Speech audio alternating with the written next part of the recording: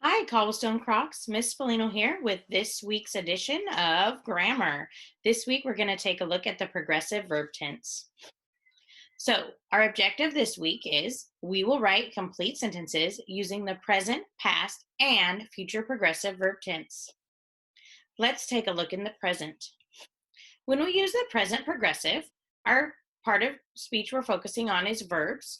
There's two types of verbs you're going to use. You're going to use a to be verb and a verb that you add an ing ending onto. So if our subject is I, we'll use the to be verb am. For singular subjects, we'll use the to be verb is. And if our subject is plural or you, we'll use are. We use the present progressive to show actions that are happening in the present time and are ongoing. When we write sentences in the present progressive, we generally start with the subject. Then we add our to be verb, which would be am, is, or are. Then we add our verb with the ing ending, and then our finisher. Remember, in all of these sentences, our finisher, depending on what it is, might be able to be switched to the beginning of the sentence. It does not always have to be at the end. An example of the present progressive is, at this moment, the students are diligently studying for the upcoming exam. Because our subject was the students, meaning there's more than one of them, the to be verb are was used. Past progressive. In the past progressive, we're still focusing on verbs, and we still need those same two types of verbs, a to be verb and a verb with an ing ending.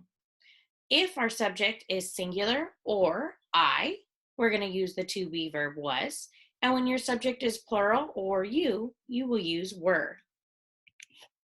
We use the past progressive to show actions that were happening in the past and were ongoing.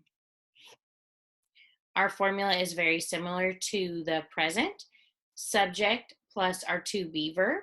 Just this time we have was or were to choose from. Our verb with an ing ending, and then a finisher to add more details. A group of responsible students was preparing for their test yesterday.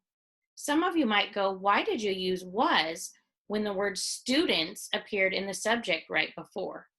But I need to look at the complete subject, and our complete subject is a group of responsible students. So our subject is actually singular because it's talking about just one group, a group. So this one often is a tricky one, but you have to remember that sometimes you have a group of something and you need to think about, is it just one group or more than one group when you determine which form to use.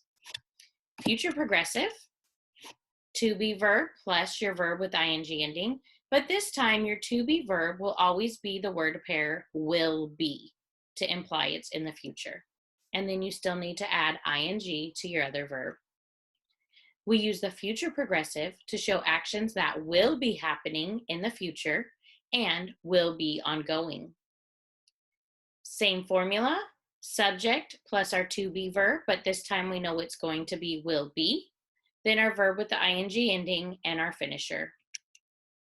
Flocks of birds will be migrating during the winter months.